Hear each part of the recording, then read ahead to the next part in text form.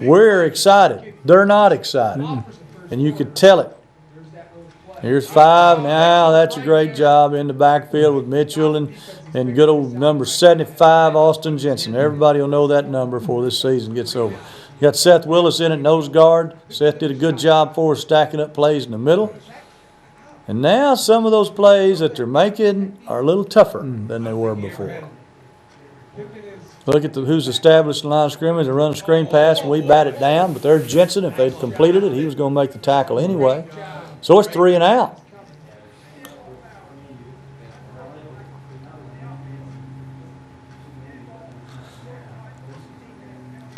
Had a little jawing session going on. His emotions run high in a football game. Especially in this game. You know, Siloam Springs. Siloam Springs and Harrison do not like each other. No.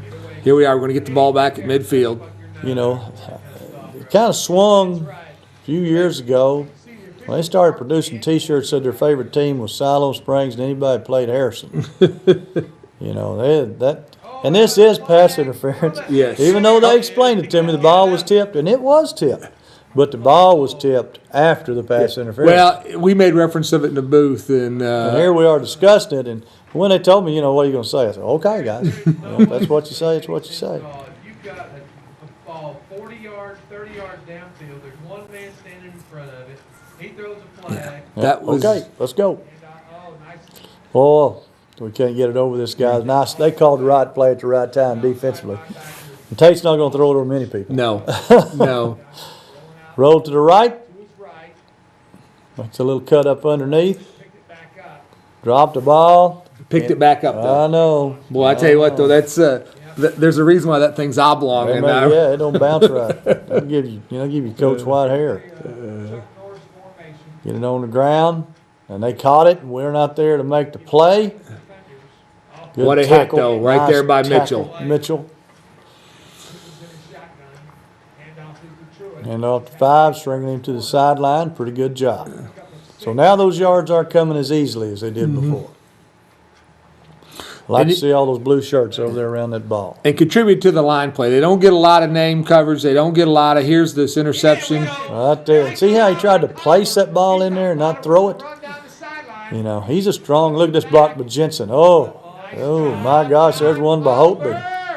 Outstanding. Go find somebody. But the line is playing well, and that's what you needed. You bet. There's a great block by Cody Hale. On the left side of the line. It looks like he picks up about 6 on that play. Take advantage of our. There's a handoff. Nice block by Kyle Stewart. Also a good block here by Tyler Decker. Richie Brucia. Lead block there by Clark. First down. That's going to be first and goal now for the Harrison Goblins. And we are attacking. Our people are playing on their side of the line of scrimmage. And our backs now have room to operate.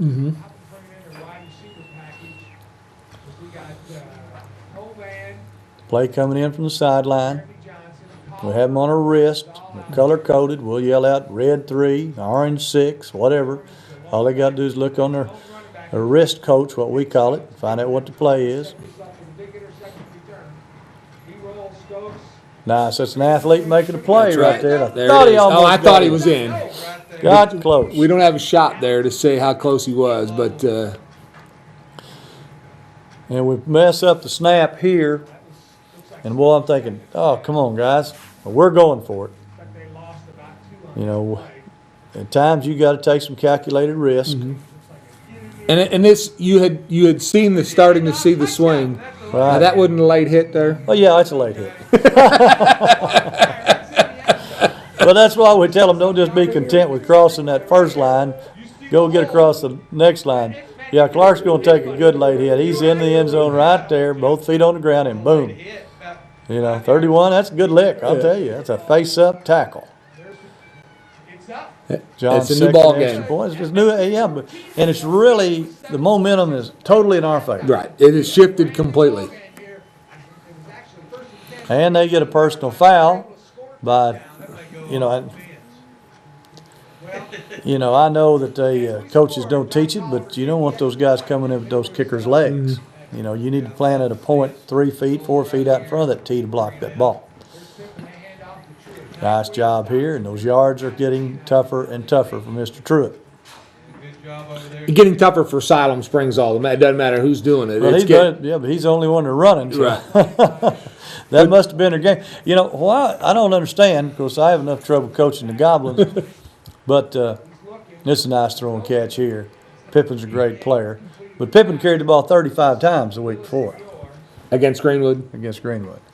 And they just thought that we were such a weak team, in their opinion, that they could get by without him having to be the guy to go to. Well, they misjudged us. Right. You know, never misjudge the heart of a Goblin.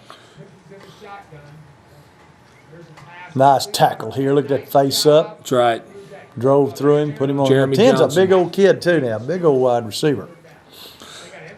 Empty backfield. Pippin sets, throw down the middle, and Caleb Shoulda Frazier. Caleb said, "Coach, is the gloves." I said, "Well, I think about taking them off." What a great kid! Look at here. Oh, Now, they're is that, I don't think they were expecting Jackson Dorman, who is a football player. I mean, instinctively picked it up and just took off. Well, I hit it, kicked it in the air, and just kicked it right to Jackson. And we were playing defense. I told him, "Hey, don't go back. Stay up there and play defense." So we guessed right. If it gets it over his head, it's going to bounce down there inside the 10. But they had pulled a fake punt on us the last couple of years in similar situations. So we decided when that happened, we weren't going to drop back and return it. We were going to stay up there. Nice sweep. Good job with the offensive line. There's Hale and Decker and Dyson and Brucia. Nice cut by Clark, and then get back up and get you 2 or 3. That's what I like to see Clark doing, is going forward and making those square shoulder cuts. Well, it was nice to have him back. It's good to have him back. 3rd down. Get up in there. Get up there behind him. Good job. And we're dominating the line of scrimmage. You know, our offensive line, we expected them to play like this all year long, and they have shown flashes of it. Oh, got our hands on it, just couldn't bring it in. Jacob Hedges, another fine wide receiver.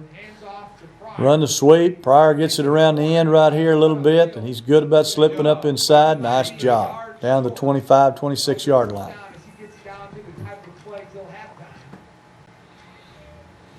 Bootleg pass. Got to Big John again.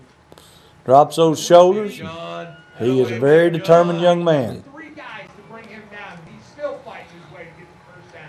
Brooks down there trying to get him a block. This was, we had to settle for a field goal here, and it was a different situation because we could go up with a field goal. So the last time we couldn't have. So we determined that, boy, I tell you, that's a great effort by Colton Spears. We determined that we better kick the field goal and get on top going in at halftime. That way we can make sure.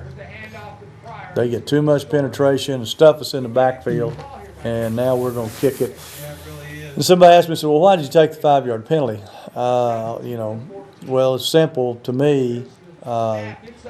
Kickers don't normally kick from the 8-yard line. Well, and that's kind of what I figured. You didn't give them a we little could room. run the clock down to 44 seconds and leave them very little time to have before halftime, and that's why we did it. Kicked the ball off, and we kicked the ball out of bounds. Now, that normally doesn't happen for Big John, but they're going to get the ball to 35. Now, if I'd known that was going to happen, that might chase my thinking. You don't plan on that happening, giving them the ball at the 35-yard line. This is a great catch. Well, not a great catch, great effort. And, of course, John's right there, and Jeremy's over the top. Jensen's underneath. 2nd and 10. And we lose containment on the quarterback. And John knocks him out of bounds.